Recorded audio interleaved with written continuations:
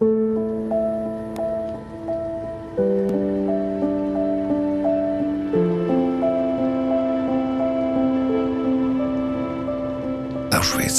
Dachau edo Mauthausen, ezagunak bezain beldurgarriak zaizkigun leku izenak dira.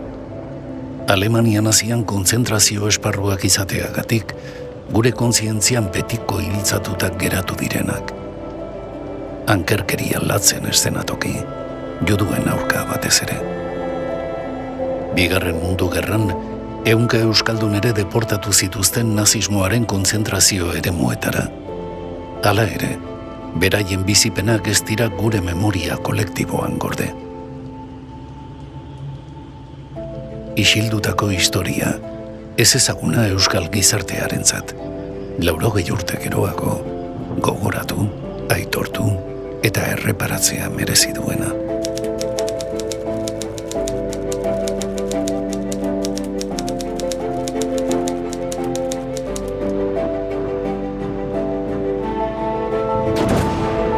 Euskaldunen deportazioaren jatorria ulertzeko, gerra zibileraino egin behar da atzera.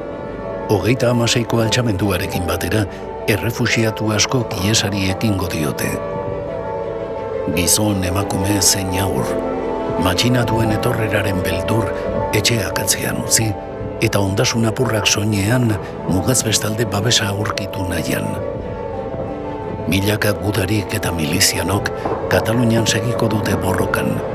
Han ere, matxinatuen ejertzitua nagusitu ostean ordea, iesariekin beharko diote. Inguruotan sekula ezagutu den exodorik handienari, la retirada bezala ezagutzen dugunari. Ies kaotikoa eta iluna izan zen. Eta gero, erbesteratuek pentsatzen zuten, Frantzian ongi etorria egingo zitzaiela, beraiek demokraziaren defentsan borroka egin zutelako, baina etzen ala izan. Ia etxaitzat edo hartu zituzten eta oso harrera hotza eta iluna izan zuten. Errefuxiatu guzti hauek Mediterranear kostaldeko hondartzetan, zabaldu ziren zelai batzutan pilatu zituzten, Argelesen adibidez 80.000 pilatu zituzten, eta oso muturreko baldintzetan. Kontutan izan behar dugu otsaila zela, 1999ko otsaila, hotza handia egiten zuela, eta zelai hauetan ez zutela aterperik, babeslekurik, eta kirats nabarmena zegoen, gozea, eta adibidez Bilboko neska batek haurtxo bat erditu zuen, eta bertan hiltzen asistentzia faltagatik. 1939ko irailean, egoera erabat aldatuko da Alemaniak Polonia inbaditu eta Bigarren Mundu Gerra lehertzean. Frantziak defentsalerroak indartzera behartuko ditu gizon euskaldun asko nazismoaren aurkako borrokan. 1940ko maiatzean, Hitlerrek Frantzia konkistatu, 3 milioi preso hartu, tartean 900 euskaldun, eta Alemaniara eramango dituzte atxilo. 1940ko abuztuaren 6an iritsi ziren lehenengo euskaldun deportatuak Alemaniako kontzentrazio esparruetara. Momentu horretan, denak Mauthausenera. Euskaldunentzako esanai berezi eta ilunena duen lekura. Mauthausen, digamos que es un campo de categoría 3. Existen como 3 categorías y Mauthausen era de la peor categoría. En este campo la gente que entraba no podía salir más que por la chimenea. Entonces no había posibilidades de reeducación, no había posibilidades de reconvertirlos en el sistema concentracionario nazi, sino que su muerte era una muerte con sufrimiento, digamos. Y el trabajo que realizaban básicamente era la cantera que tenían muy cerca. A unos 200 metros tenían la cantera y ahí tenían 286 escalones que subían con piedras de 40 y 50 kilos entre 12 y 15 veces al día. Entonces, ese esfuerzo físico, sumado a la falta de alimentos y de medicinas, pues provocaba que los deportados en general fueran muriendo con mucha rapidez. El caso de Mauthausen, podríamos decir que la media de vida podría andar entre los 4 o 5 meses. Gure familian Marcelino Bilbao, Jose Maria Agirre eta Jan Rocher deportatu zituzten. Nik batez ere Marcelinorekin eduki nuen hartu eman berezia. Bera, gerra hasi aurretik Alonsotegiko mutil arrunt bat zen, eta gerrak eta halabeharrak Frantziara eraman zuten lehenengo, eta ondoren Matausena, behin baino gehiagotan hiltzeko zorian egon zen. Adibidez, Harrobira jaitsi zuten lehenengo egunean pikatxoiarekin buruan kolpea eman eta bertan seko geratzeko arriskuan egon zen, baina bizirik ateratzea lortu zuen. Todos los días, de la mañana a la noche, Hispanis, alles caput. Españoles, todos muertos. Españoles, crematorio. Españoles. Y los alemanes se ponían de rabia, porque nosotros, como sabíamos que íbamos a morir ya casi seguro, los primeros meses, el primer año y segundo, era seguro, allí no se podía salir nadie. Pues decíamos, gut. Y como hacía mucho frío, me decía, crematorio. Y hacíamos así, caliente, de los alemanes. Están locos. Alemaniak Frantzia okupatu ostean, naziek ehunka euskaldun hartu zituzten atxilo, nazismoaren aurkako erresistentziaren kideak. Etsai politikoak izatea leporatuta, hainbat kontzentrazio esparrutan sartzera behartuak izan ziren. Gehienak Mauthausenera eraman zituzten, toki gogorrenera. Gainontzekoak, Europako beste 14 kontzentrazio esparruetara. Guztira, 253 izan ziren deportatutako euskaldunak, hoietako batzuk emakumeak.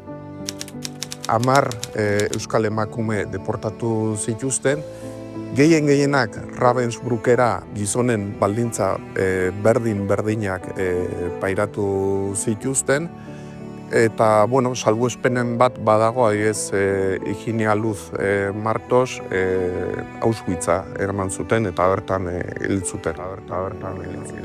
Dakeu emakume bat Oiartzunen kaioa, Maria Josefa Salberro, gaztetxo Frantzire pasazien, da hor resistentzien sartuta egon zen, lan izugarria egin zuen, baina, atxilotuta izan ziren, beha eta bere giloa, eta tren Phantom famosoan eman zituen, Datxaura alierazien, eta Datxaun ontzien antzelezilu etezeben, laneako o kamara de gaza. Kamara gazea sartu zituen bilek, eta han ontzien bi egunetan kamara de gaz hori, izurrauta zagon, kamara de gaz hori, eta orduan libraentzien eta handeken ja Ravensbrückea.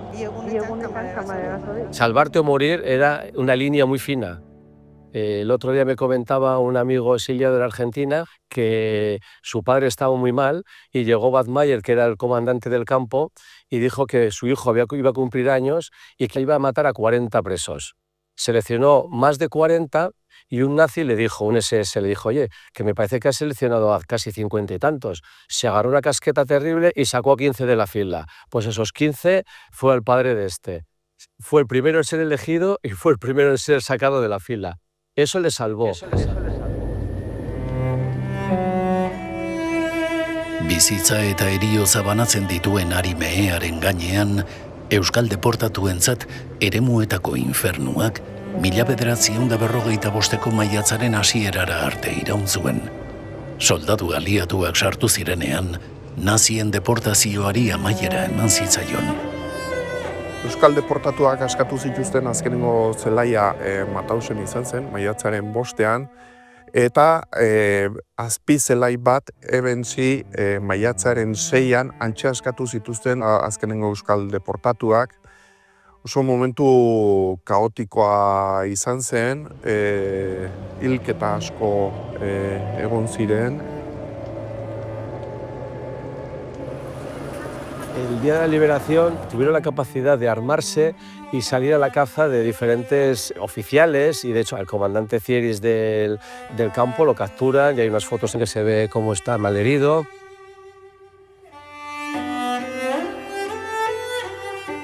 askatu zituztenean, etzekiten nora jo, ze, etxera ezin ziren itzuli, hemen Franco zegoen, eta, bueno, inork ez zuen beraien kargu egin nahi, eta azkenean, Frantzia hartu zuen ardura hori, beraien alde borrokan egin da, preso hartu zituztelako.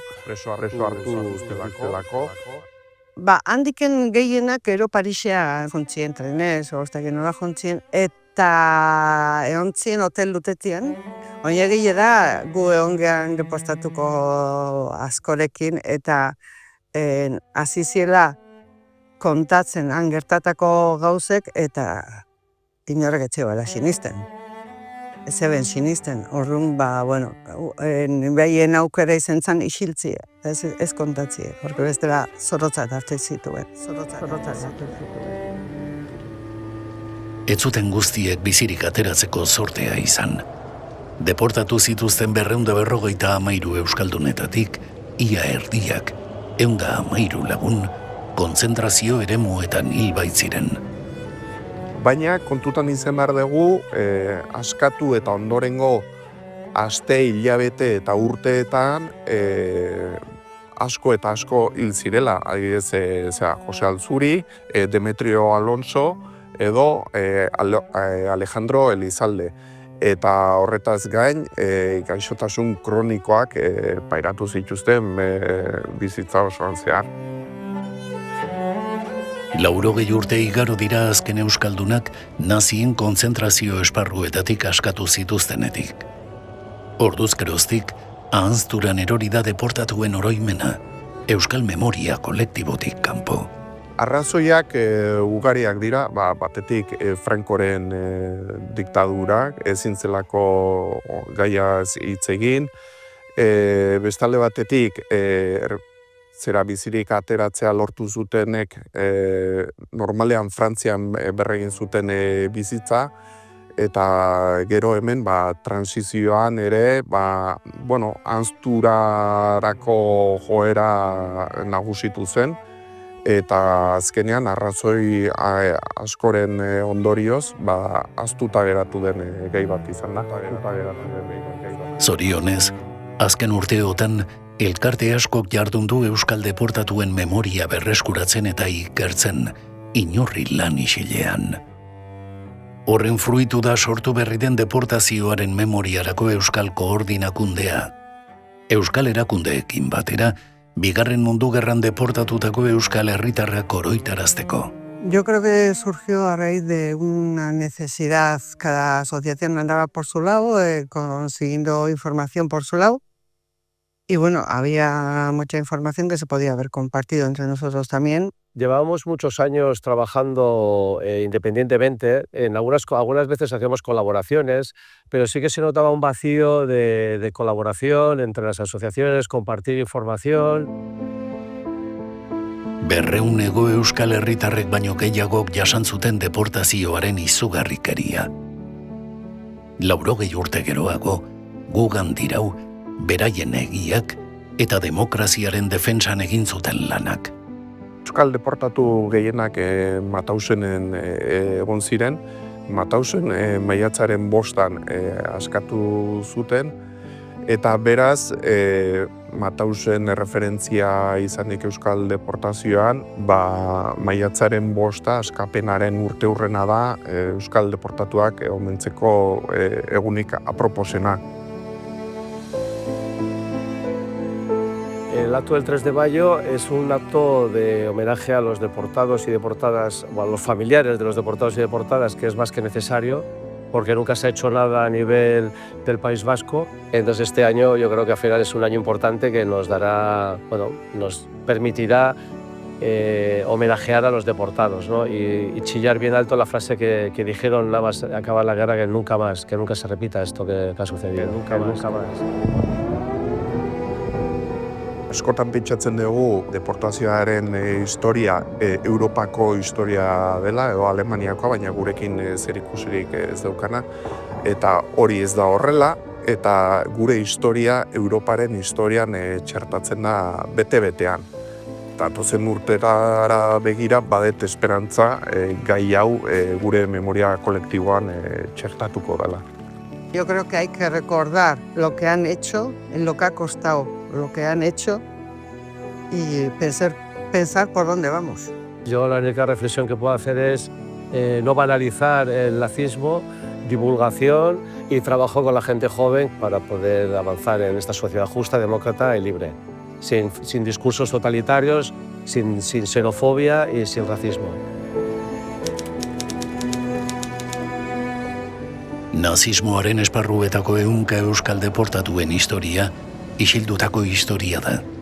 Etxetik urrun, infernua ezagutu zuten euskal gizon emakumeena. 80 urte geroago, egia, justizia eta aitortza zor diegu. Beraien historia, ez dadin gehiago ahazturan erori.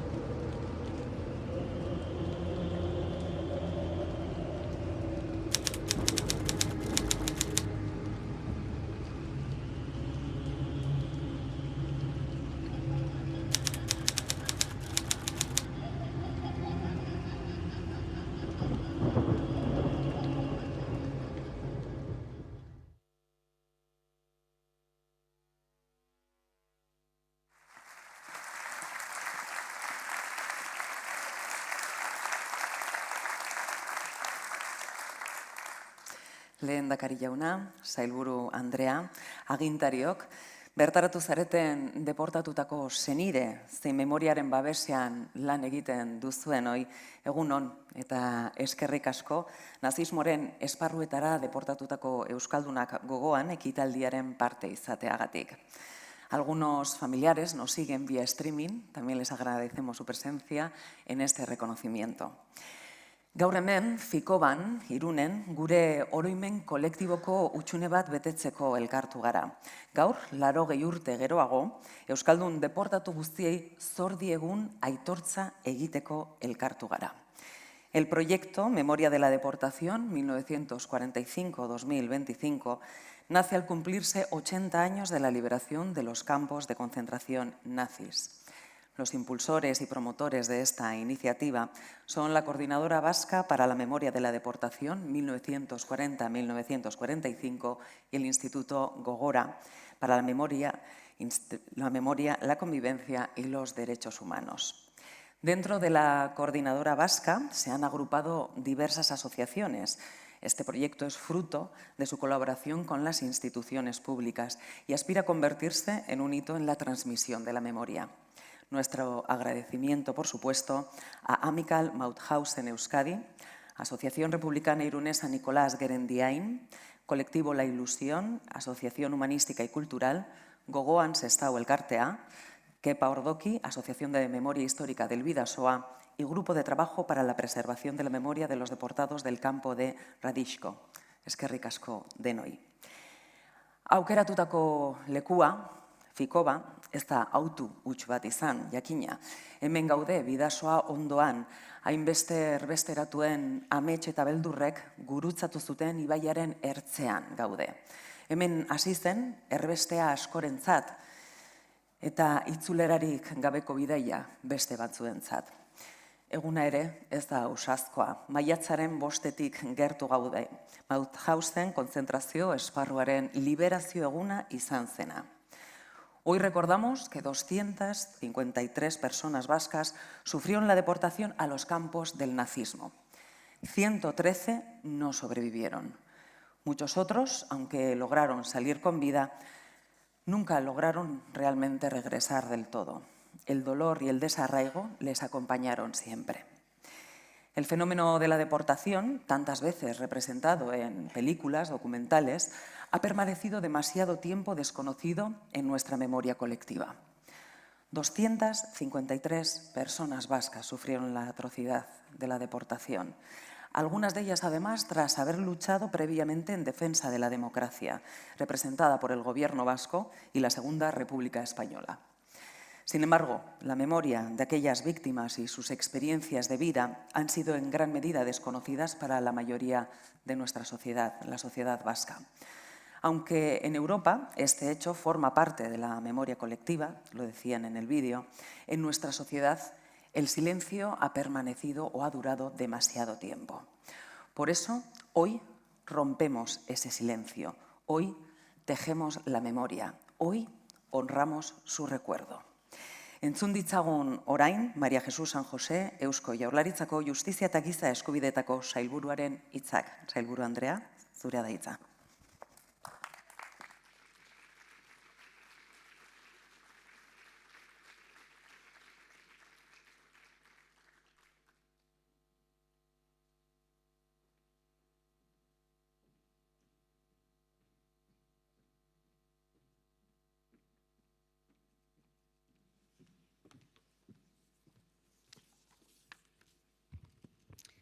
Lehendakari, alcaldesa, representantes de la ciudadanía, familiares y asociaciones memorialísticas, egun on guztioi. Hoy nos hemos reunido aquí, tan cerca del Bidasoa y del Puente Internacional, para homenajear y recordar a los cientos de vascos y vascas deportados a campos de concentración nazis. A estos miles de personas que se vieron obligadas a abandonar sus pueblos, sus hogares, su vida, para enfrentarse a lo desconocido. Forzados a cruzar este puente para huir de la guerra y de la cruel represión del régimen franquista, camino de un futuro repleto de incertidumbre, amenazas y miedo. Miles de personas que cruzaban el puente con el consuelo de quienes creían estar entrando en la República de la Libertad, la Igualdad y la Fraternidad.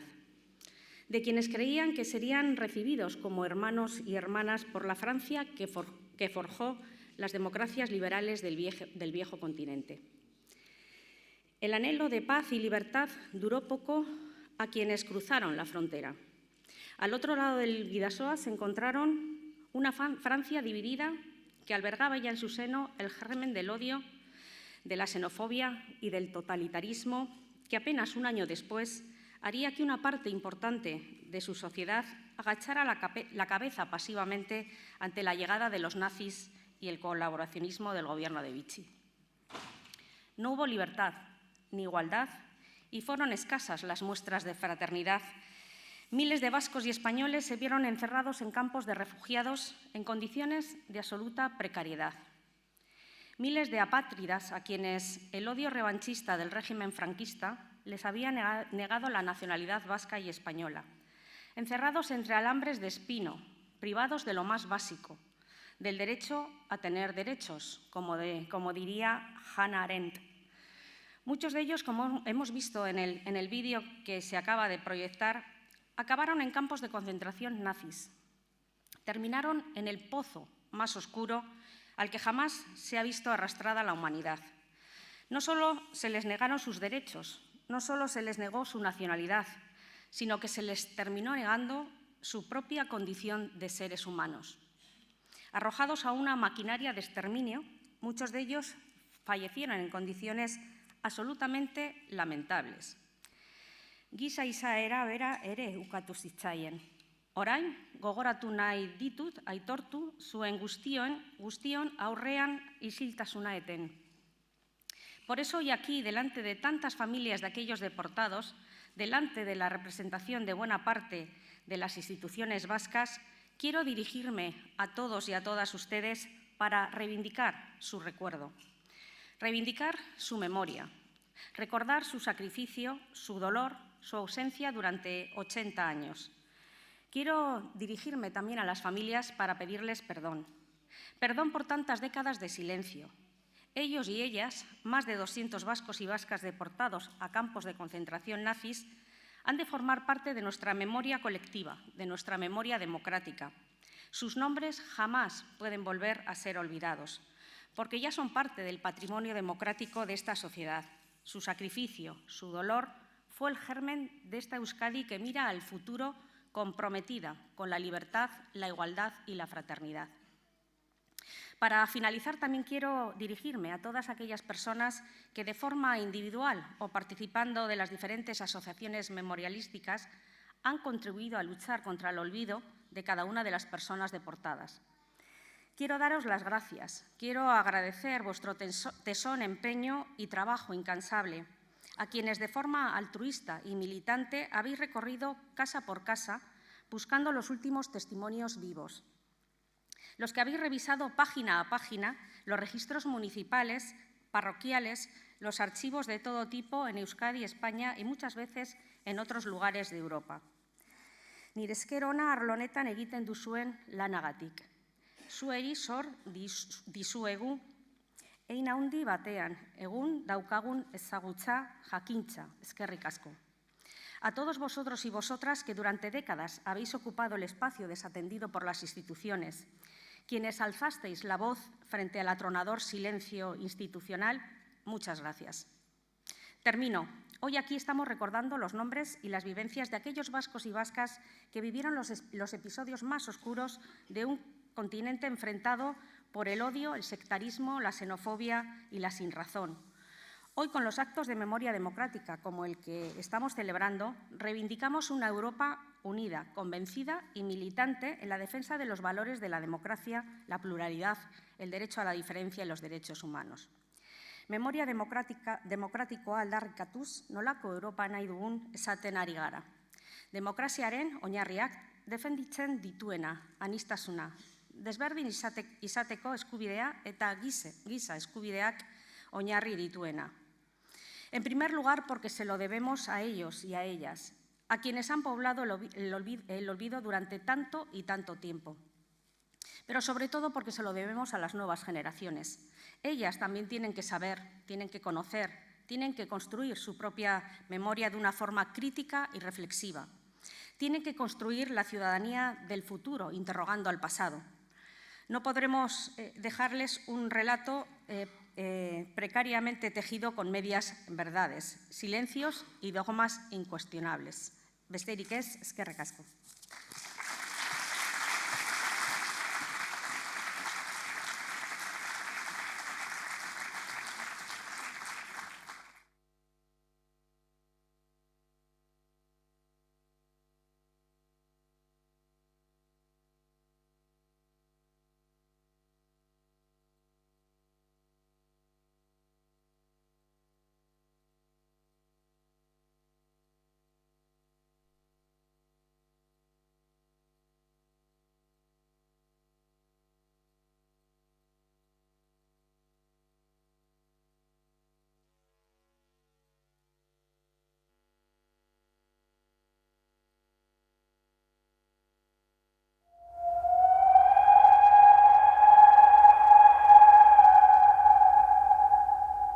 Gours.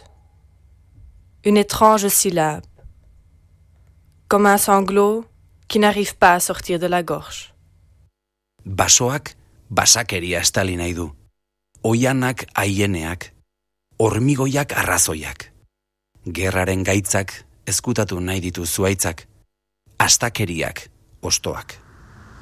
Baina izeak zuaitzak astintzen dituen bakoitzean, lurralde osoan entzuten dira osto hotsak. Han bizitakoen eta hildakoen ahotsak. Gurs. Gurs. Gurs.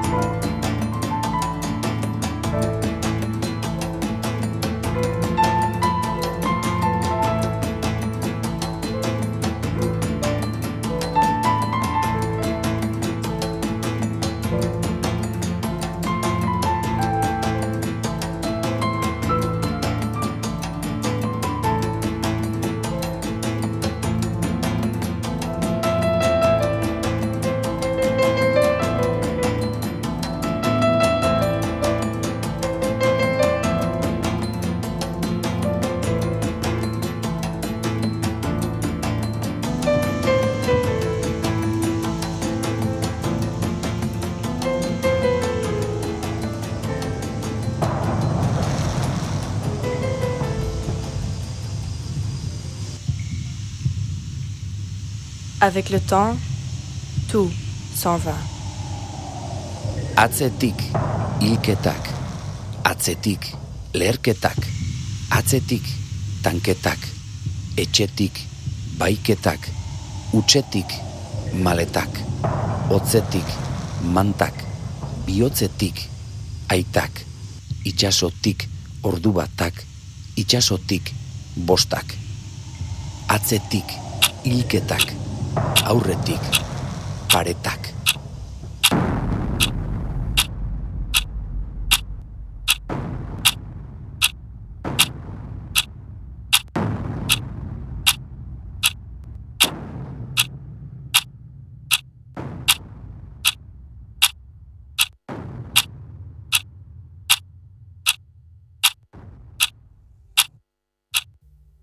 Bakea, errespetoa, lurra, herria, familia, mina, hotza, itxaropena, muga, etorkizuna, gosea, laguntza, oztopoa, arriskua, memoria.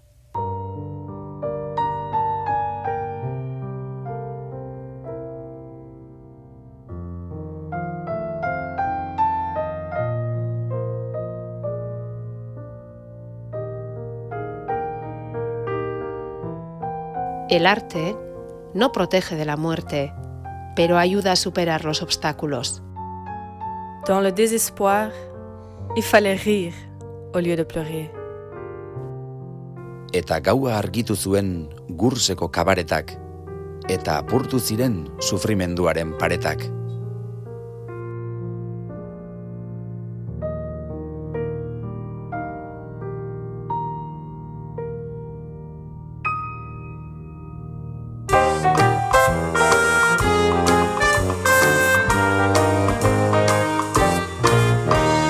Zatozte, lagun artera, zatozte, lokatzartera, ongi etorria. Dantzatan istripan zorria, zatozte, lagun artera, zatozte, lokatzartera, ongi etorria. Gure preso maitagarri. Margotu sufrimendua kolorez tristura berdez eta mina more.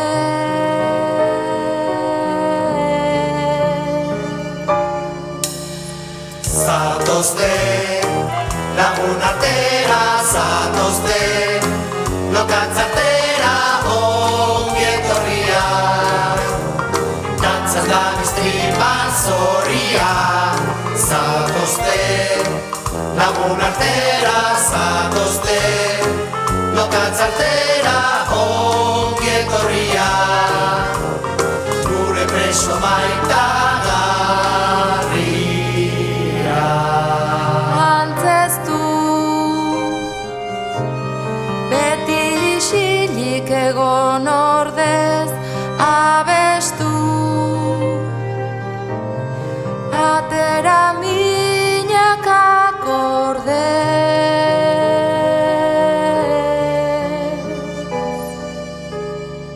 Zatozte, lagun artera, zatozte, lokatzartera, ongi etorria.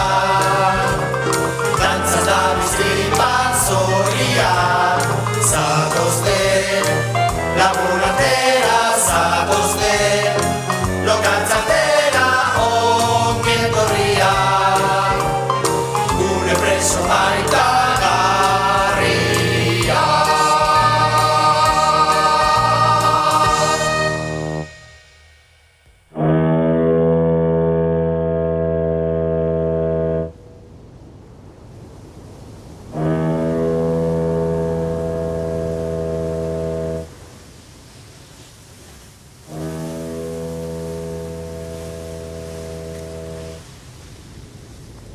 وأضحى البحر ألماً مبرحاً. هل هذا حقاً الطريق إلى أوروبا؟ Arrainek esan didate, itsaspean ere badagoela Afrika bat. Maroko, Sudan, Nigeria, Burundi, Kongo, Mali, Somalia, Eritrea. Ekialde bat ere badela hemen, Yemen, Siria, Irak, Afganistan. Arrainek esan didate, itsaspean ere badirela basoak, mendiak eta hilerriak. Inun idatzi gabeko izenak igerian batetik bestera. Abdu, Ibrahim, Nasha, Rashid, Ash, Ayana, Amina, Erde, Bashira. Zetazeo izeneko ugaztun handi batek esan dit oraintxe purrustaka batean. Bale. Ba-le.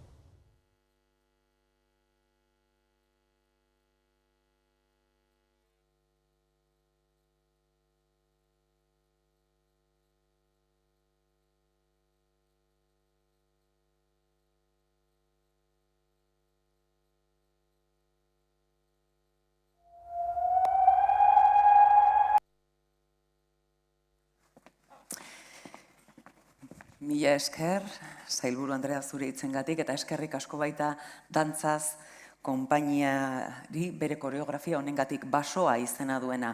2019an Gurseko konzentrazio esparruan estreinatu zen eta gure erbesteratuen eta gaur egungo Mediterraneoko errefuxiatuen istorioetan inspiratuta dago. Sufrimendua eta itxaropena, ezta, dolua eta biziraupena. Eskerrik asko por traer esta memoria silenciosa y corporal que también forma parte de este homenaje. Vamos a dar ahora comienzo a la conversación con familiares de personas deportadas.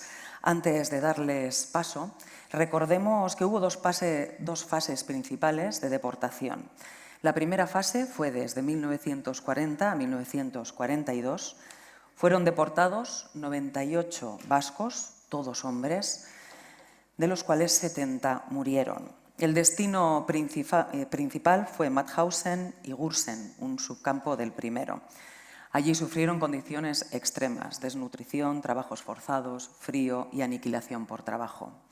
En la segunda fase, desde 1942 a 1945, fueron deportados 155 vascos y vascas, de las cuales 7 personas lograron escapar durante el trayecto hacia la deportación. Hay 15 personas deportadas cuyo destino es desconocido, ya que no se sabe si lograron o no poder salir con vida de los campos. Por lo tanto, sabemos el desenlace de 140 personas, de las cuales 97 sobrevivieron y 43 murieron. También por primera vez fueron deportadas mujeres, en total 10 mujeres vascas. Y hubo más campos implicados, Buchenwald, Ravensbrück, Dachau, Neuengamme, y muchos fueron arrestados principalmente por su participación en la resistencia. Mauthauseneko presoak, leno komentatu dugu, 1945ko maiatzaren 5ean askatu zituzten, baina hurrengo egunean soldadu amerikarrek Ebenseko esparruan sartu ziren, non 18.000 preso bizirik zeuden, eta zentro horretan askatu zituzten azken euskal herritarren taldea, eta horrekin eman zitzaion amaiera deportazio nazional sozialistari. Detrás de cada nombre hay una familia, una historia que heredaron además las generaciones que vinieron a posteriori, un silencio o un no reconocimiento que redefinió su historia. Hoy, 3 familiares de personas deportadas nos van a acompañar para compartir su testimonio y su legado. Recibimos en el escenario a Eugenio Azurza Gabilondo y Asun Azurza, hijo y nieta de José María Azurza Usategui, y Lola Madariaga, hija de Pedro Madariaga Recalde. Txalo bero bat beraientzat mesedez.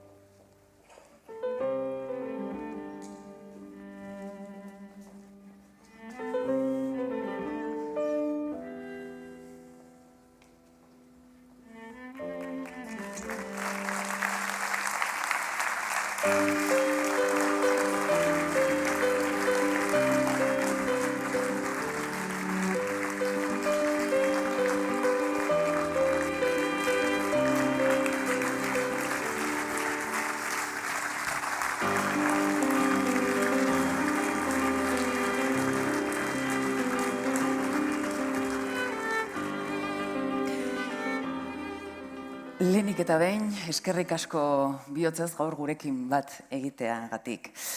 Hoy tenemos dos historias que, aunque diferentes, se entrelazan en este homenaje. Pedro Madariaga, su padre, fue superviviente de los campos de concentración y José María Zurza, en cambio, su padre falleció allí. Podemos verles en las fotos que tenemos arriba. A mano aquí, justo encima de usted, está usted con su padre, ¿verdad, Lola? Tenía 5 años. Utilizaremos el micro, por favor, sí. Un año antes de que mi padre marchase al exilio.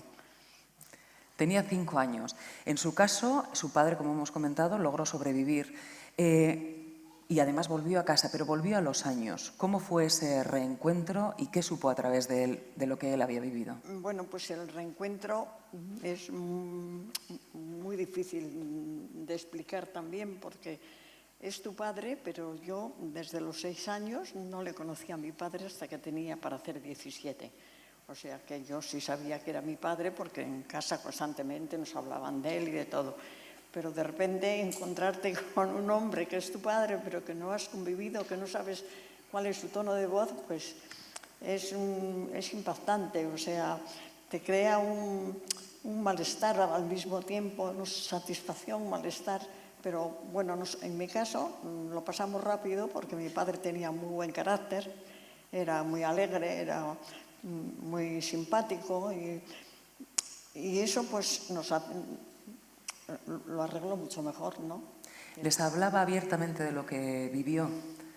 ¿Les habló abiertamente? ¿Les comunicó lo que había vivido? Incluso hizo un diario, que tenemos el diario de él, ¿no? Hizo un diario desde que le cogieron prisionero, porque mi padre marchó en julio del 37, porque mi hermano nació en el 36 y tenía 9 meses.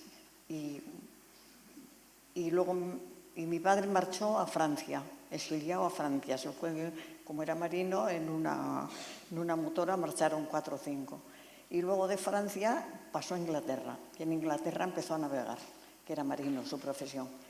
Y navegando le cogieron los alemanes, les hicieron desembarcar, iban de Lisboa a Cardiff, era un barco mercante, les hicieron desembarcar en las lanchas salvavidas, les recogieron unos barcos franceses, pero que estaban en zona de la ocupación nazi, y de allí ya empezó un peregrinaje.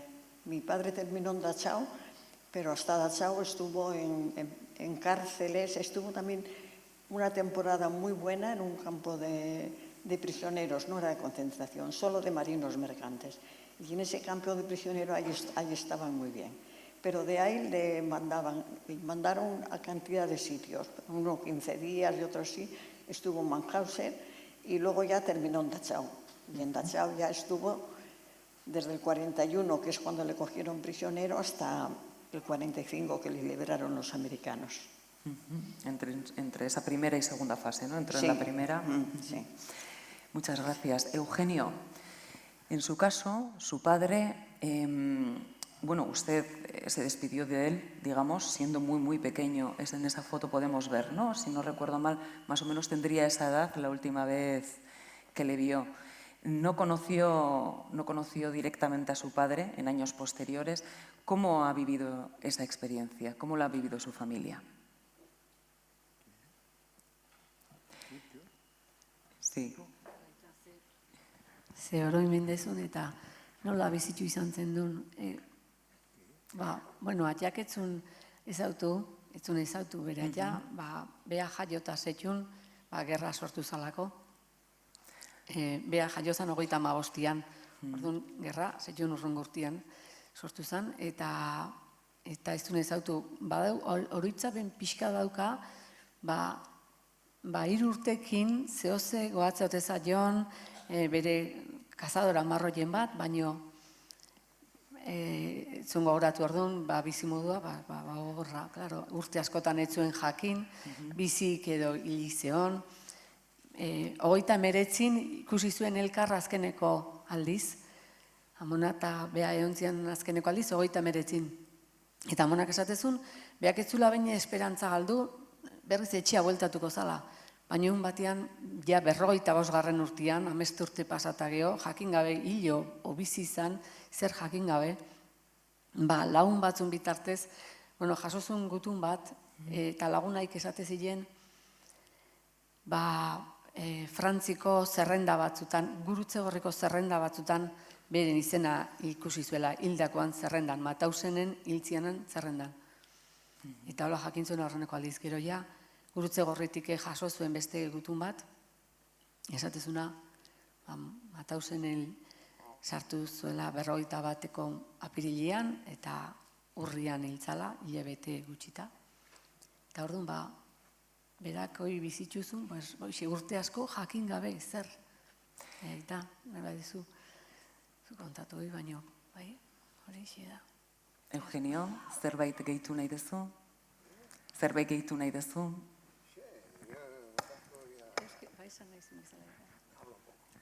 Bueno, pues entonces estamos en escucha activa, estupendamente, claro que sí. Asun, zure kasuan, eskutitzoa daukazu, ezagutu etzenuen aitonari eskainia. Iruditzen bazaizu hor gainera, bere inguruan, gehiago kontatzen diguzu. Beraz, entzun dezagun orain, eskutitz hori.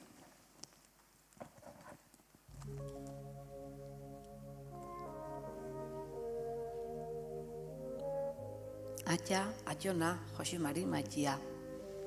Ze gutxi pentsatze zenun, Igeldoko iturri eta baserriko belazetan, zure jaiotetxe ingurun, itxasako kresala usainduz jolasten zenuenean, zure bizitzak zein norabide gogorra hartuko zuen, handik ez urte askotara. Gazte-gaztetatik ainor gara, jaitsi zinean lanera, rezolara. Zure bizikletan egiten zenitun joan etorriak, goguan izate zitun beti gure amona Josepak, zure emaztia zanak. Txistu ere zein ederki egiten zenuen askotan esate zigun. Gizon fina eta zintzua omen zinen. 28 urterekin ezkondu eta txartelen lasarten jarri zineten bizitzen. Eta handik urtera, Eugenio jaio zitzaizuen gure atxa. Amona Josepak zion bezala, gerra demoninu atera zan orduan ordia, eta zuen hirurok zoriona zuntzitu zuen. Zure Andria, semia, etxia, zure bizimodua, defenditu nahian, gudari taldean sartu zinen. Baina berehala Santanderren harrapatu zinuzten. Eta Santoñako espetxeko horma hotzak ezautu behar izan zenitun. Handik atera eta hauntza eta nuntze bile ondoren. Familiaren eta zure bizia arriskuan ikusirik, zuk Frantziara ies egitea zela onena pentsatu zenuen, denon hobe biharrez. Han ordia zori gaitza jo zinuen eta nazien Matausen konzentrazio esparrura eraman zinuzten. Sekula pentsatu ere nahi izan ez ditugun krudelkerien ondori ezil zinean. Urte guzti hauetan, ez dugu ezer aitu ere egin nahi izan. Mingarri egiak ziren, guden ontzat, zugan pentsatzian sortzen zitzaizkigun sentimenduak. Ez gara behin ere prestegon. Baina orain iritsi da momentua, eta pentsatu nahi dugu, zauden tokian, pakian eta zoriontasunean bizi zarela. Baina guk gure artean nahi zintukegu, besarkada handi bat emateko eta zu maitatzeko.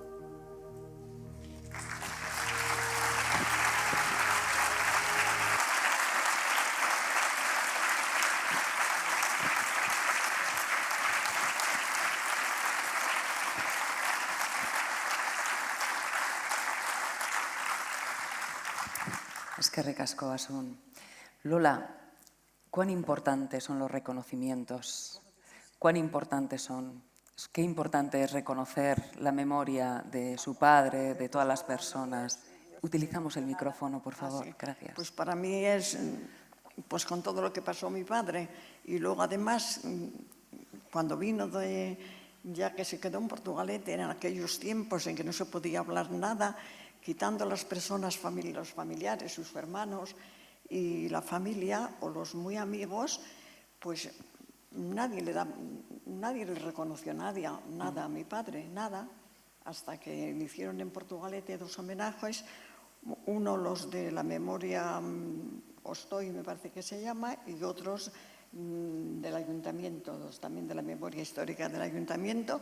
El ayuntamiento hizo a 7 portugalujos que estuvieron los 7 en campos de concentración nazi, solo que de los 7 solo sobrevivió mi padre. Mi padre murió en el año 70, con 64 años, o sea que todavía mi padre pudo vivir, conoció a sus nietas y pudo vivir una vida normal. Delicado, bastante delicado del corazón a cuenta de todos los sufrimientos, pero él vivió bien, y luego como tenía ese carácter, pues mi padre, incluso cuando nos contaba cosas, te hacía reír, o sea, porque las contaba con un poco de ironía, y él pues tuvo la gran suerte de poder sobrevivir y luego pues vivir en familia y en Portugalete y bien, hasta que murió. Y transmitirles todo, pero desde un lugar, ¿no?, que hizo que probablemente no, fíjate, ustedes no sé, también... no te oigo bien. Digo que lo transmitió además él con el carácter y el talante que tenía, sí. que les transmitió desde un lugar... Sí, luego en casa no tuvimos nunca una tragedia de todo lo que mi padre había pasado, vivíamos normal. O sea, no hizo nunca una tragedia luego cuando vino de lo que había pasado, no. Él estaba contento de haber sobrevivido y en fin, contento de conocer. Cuando fue mi padrino de boda estaba todo nervioso porque me dijo, yo no pensaba esto ni pensar que iba a ser padrino de la boda de mi hija. Y estaba muy nervioso, me decía, dime lo que tengo que hacer, porque no sabía ni dónde estaba. Y ya conocer a sus nietas y todo eso, pues vivió bien, mi padre vivió bien hasta el final. Eskerrik asko. Asun, zuen kasuan, ez zarete lehenbiziko belaunaldia, bigarrena zarete, bai? Orduan, aitari informazio bat iritsi zitzaion, zuei beste bat, ez? Askotan transmisio hori ez dalako berdin ematen, ez? Amatik semera edo amatik bilobetara. Nola bizi izan duzue familiaren barruan atxonai pasatakoa? Bueno, guk amonak kontatzen zituen gauzak, baina isiltasunian guk ez gendun itzein nahi izaten ezin gendun aguantatu, ez gendun atxuri nahi. Eta atxak ere etzun itzeiten hortaz, eta guk ere ez. Etxian isiltasuna izan da horren gainean gure artean. Eta telebistan eta ikusi izan digunean irudik eta badakigu nahikoa ze izan zan eta gogorregia gutzako eta, bueno, hoxe, ez zan asko. Hemen bi adibide ditugu, ¿no? Tenemos 2 ejemplos de familias que han transitado esta experiencia desde el silencio y familias que quizá lo han hecho desde la transmisión directa, ¿no? Todo está bien, todo es aceptable y aquí estamos para seguir avanzando. ¿Qué deseamos para las siguientes generaciones? ¿Cuán importante es lo que estamos haciendo hoy aquí para las siguientes generaciones, Lola? Yo creo que seguir, pues sobre todo para los jóvenes que dicen que no tienen ni idea de nada, pues no sé, pues es inculcarles. Me parece a mí que en la educación hay que hablar de estas cosas porque es historia y no ocultarlo, y que se enteren, como nos enteramos de otras guerras y de lo de Napoleón, por ejemplo, y todo eso, ¿por qué esto no se exige, por lo menos en los centros de enseñanza, en la educación pública, que se enseñe qué es historia? Y para que no vuelva a pasar, ¿qué está pasando? Eskerrik asko. Así es. Eugenio Asun. Sí.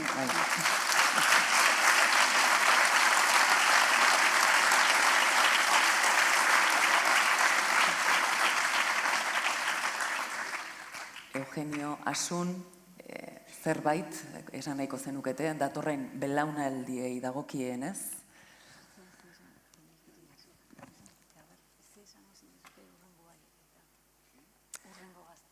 Urrengo gazteei, Eugenio, datozen gazteek askotan ez dute informazio horik honen inguruan eta zer esango zenieke? Garrantzitsua da beraiek hau jakitea? Bueno, pues en castellano. Es importante que las nuevas generaciones, los jóvenes, sepan lo que pasó, Eugenio. A los jóvenes, ¿qué tienen que saber? Tienen que saber lo que pasó. Pues vivir en paz y alegres. Claro que sí.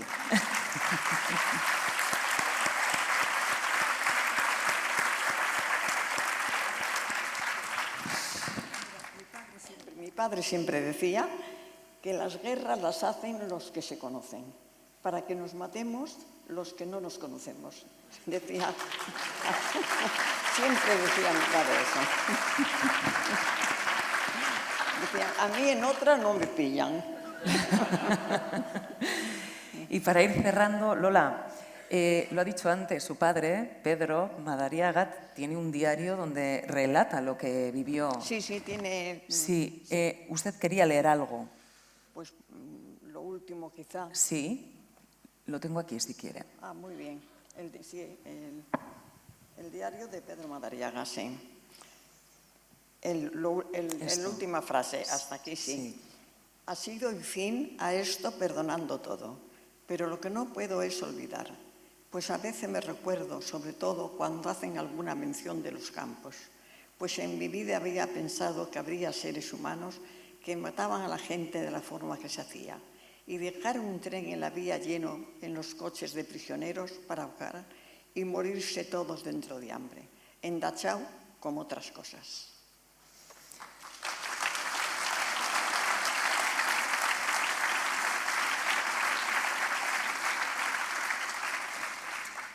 Eskerrik asko. Sí. Perdona, que mi padre por eso vivió también feliz, vamos a decir, dentro de lo que se llama felicidad, ¿no?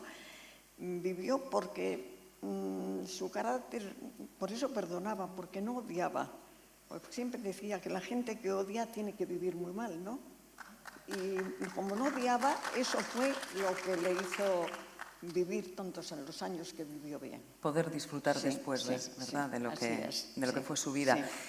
Me van a permitir, les vamos a reconocer con Bigaraikur ditugu hemen. Les voy a pedir, por favor, que dejen los micros a un lado, que se levanten. Me gustaría que recibieran esto. Sí, si quieren levantarse. Sí. Eugenio. Bien. Y, por favor, vamos a levantarnos, porque me gustaría que les aplaudieran. Nos levantamos.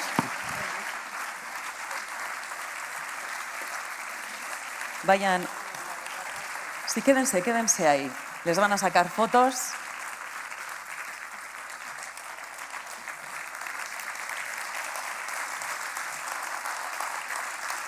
Quédese.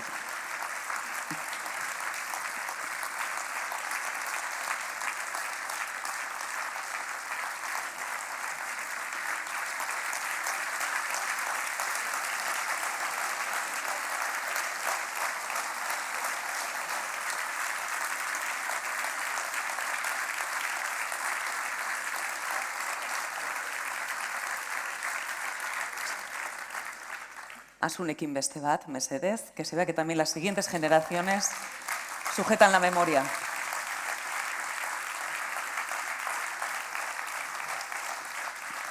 Eskerrik asko, ha sido un verdadero honor. Milla esker, pueden tomar asiento. Muchísimas gracias por el acto. Muchísimas gracias a ustedes. Muy bien. Vamos tomando asiento. Eugenio Milla esker. Milla esker, así.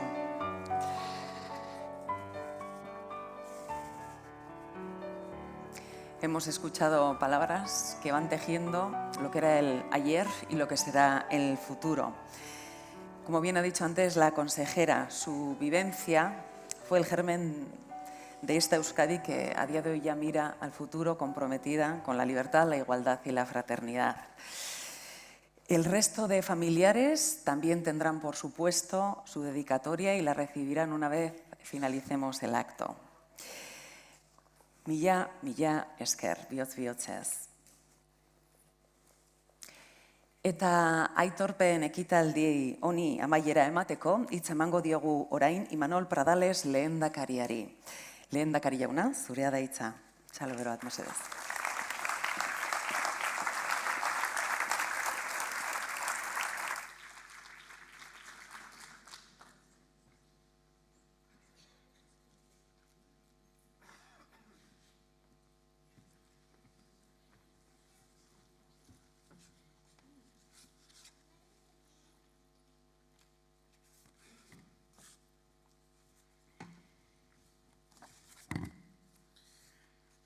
sailburua, diputatu nagusia, Gogora Institutuko zuzendaria, herriagintari eta ordezkariok, senitartekook, jaun-andreok, egunon guztioi. Gaur, urratz esanguratsua ematen dugu memoriaren eta erreparazioaren ikuspegitik. Lehen aldiz da, Euskadin, aitortza bateratua egiten diegu nazien konzentrazio esparruetara deportatutako pertsonei. Zor diogu beraiei, zor dizuegu senitartekoei, zor diogu gure buruari eta baita datozen belaunaldieri ere, esan den bezala. 253 pertsona, 253 amets, 253 bizi proiektu. Guztiak ere, nazien basakeriak zapuztuak. Gure historia da, euskal historia da, baina anzturaren lambroan galduta egon dira denbora gehiegi. Biktimak, biktima berriz. Familien, memoria elkarteen eta historialarien alegina erabakigarria izan da haien memoria berreskuratzeko. Eskerrik asko egindako lanagatik. Zuei esker lortu dugu elkarlanean pixkanaka puzlea osatzen joatea. Eskerrik asko eta zorionak bihotzez egindako lanagatik. Baina gehiago egin behar dugu.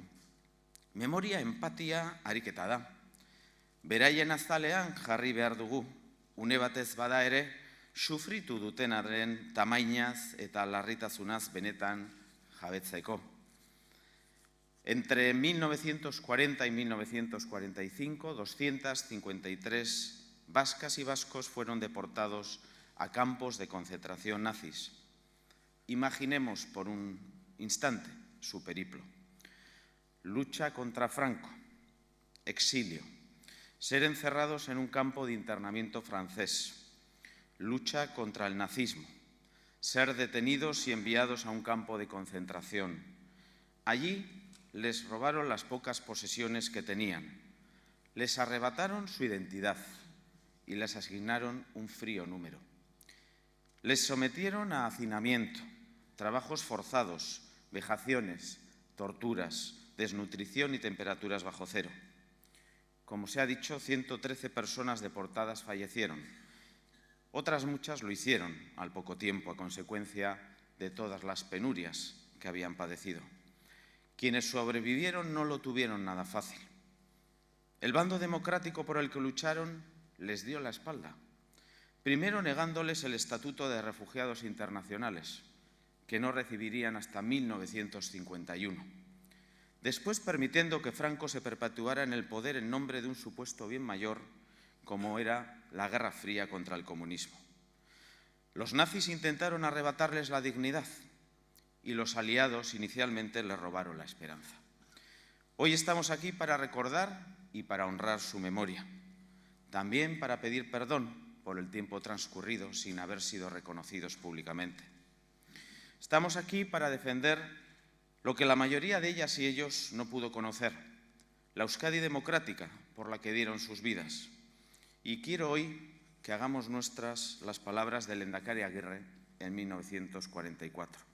Decía así: todo sacrificio resulta pequeño recordando a nuestros compatriotas que han sufrido y sufren en las cárceles y campos de concentración. Tenedlos siempre presentes, porque su conducta es digna y ellos esperan que la nuestra corresponda a su alto ejemplo. Mauthausen izan zen euskal deportatu gehien izan zituen konzentrazio esparrua.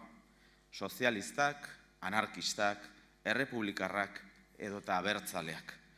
Nazien sailkapenean 3. maila zuen, gogorrenetakoa, bertara bidaltzen zituzten eta komatxoak zabaltzen ditut, bereziki arriskutsuak diren etsai politikoak.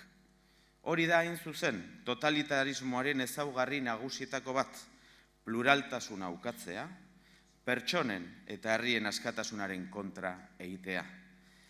Hannah Arendt lo recordaba al analizar el nazismo. Detrás de los actos más crueles están, decía con frecuencia, personas corrientes que no piensan de forma crítica sobre lo que están haciendo ni sobre sus consecuencias. Es la banalidad del mal. Creo que debemos tenerlo muy presente en los tiempos que corren.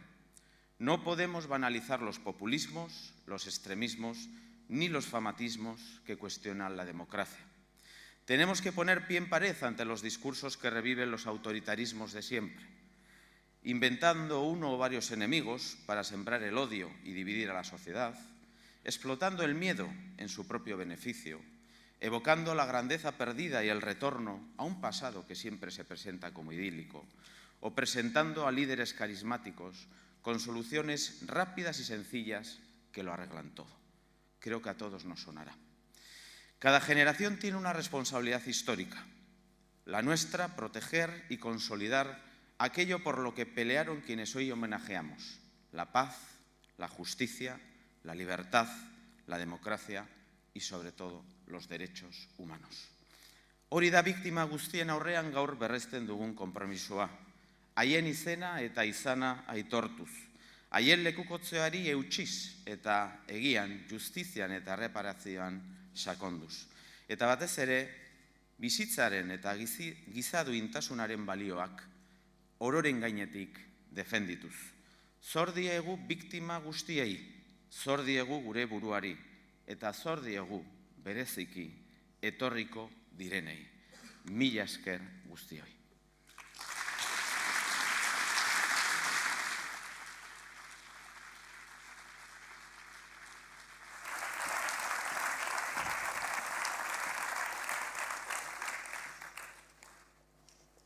Mila esker lehendakari jauna. Gaur 80 urte geroago gure konpromisoa berretsi dugu, memoriaren bidez gure historia osoagoa egin dugu. Para finalizar, les invitamos a unos minutos de recogimiento donde veremos los nombres y los apellidos de las personas que sufrieron la deportación. Cada nombre, una vida. Cada vida, una memoria que hoy honramos y abrazamos. Beraiengatik, senideengatik, zuengatik.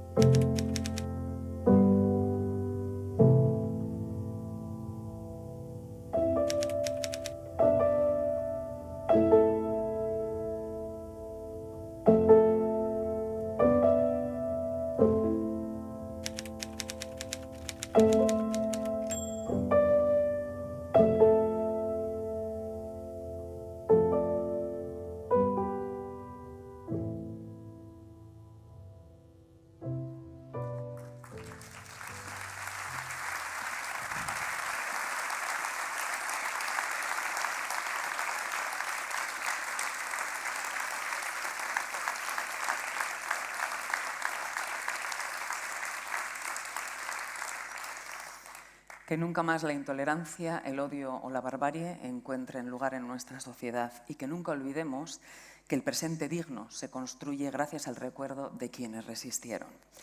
Eta orain koktelera gonbidatzen zaituztegu gaurko ekitaldiko protagonistak, deportatuak eta hien senitartekoak gure elkartasun beroenarekin ohoratzeko. Mila esker.